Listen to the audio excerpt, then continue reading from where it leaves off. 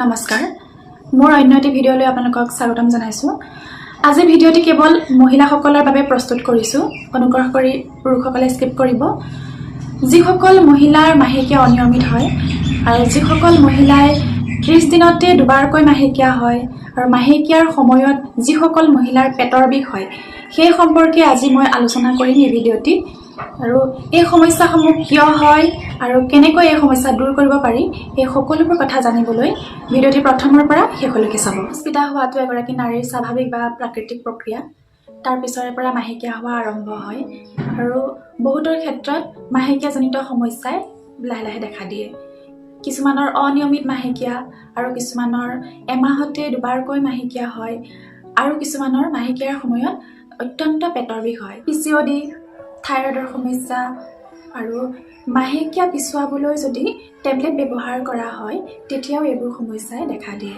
আৰু এই সকলোবোৰ সমস্যাৰ এটাই কাৰণ হৰমনেল ইমবেলেন্স। গুৰুত্বপূৰ্ণ কথাটো হ'ল যে আমি কোনো ধৰণৰ ডাক্তৰী ঔষধ ব্যৱহাৰ নকৰাকৈও যোগাসন বা ব্যায়ামৰ জৰিয়তে এইবোৰ সমস্যা নোহোৱা কৰিব পাৰোঁ। মই তাৰে দুটামান আসন আজি আপোনালোকৰ বাবে লৈ আহিছোঁ। প্ৰথমে মই আলোচনা কৰিব বিচাৰিছোঁ শলভাসন বা শলভাসন।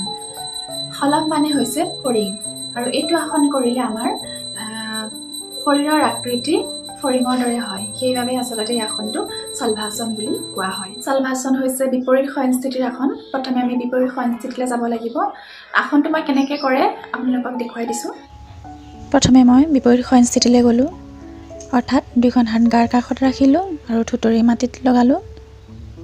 লাহে লাহে মই উশাহ লৈ লৈ বাওঁ ভৰিখন ওপৰলৈ উঠালোঁ। এয়া হৈছে অৰ্ধশলভাসন। লাহে লাহে নমালোঁ। লাহেকৈ মই উশাহ লৈ লৈ সোঁ ভৰিখন উঠালোঁ। লাহে লাহে মই সোঁ ভৰিখন নমালোঁ। এইবাৰ মই পূৰ্ণ শলভাসন কৰিম। লাহেকৈ দুই ভৰি উঠালোঁ ওপৰলৈ, লাহে লাহে নমালোঁ।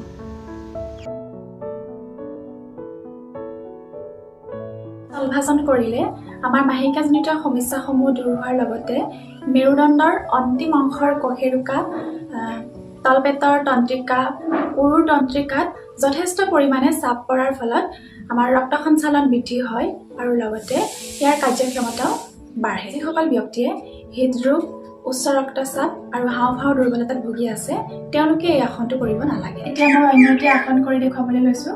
প্ৰথমে মই ভদ্ৰাসনত বহি ল'ম। দুইখন ভৰি এনেকৈ লগাই ল'ম। নমস্কাৰ স্থিতি কৰি ৰাখিম আৰু দুইখন হাতেৰে এনেকৈ দুই ভৰিত আঙুলি ধৰি ল'ম। এয়া হৈছে ভদ্ৰাসন। মেৰুদণ্ড চিধা কৰি ৰাখিব লাগিব।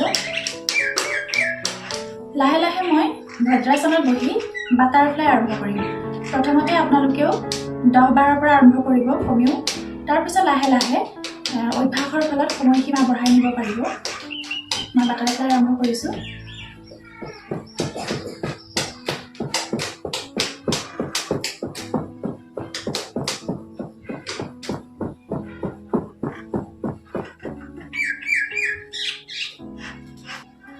বাটাৰফ্লাই কৰাৰ ফলত আমাৰ তলপেটত যথেষ্ট পৰিমাণে চাপ পৰে, আমাৰ কঁকালতো চাপ পৰে আৰু মেৰুদণ্ডতো যথেষ্ট পৰিমাণে চাপ পৰে।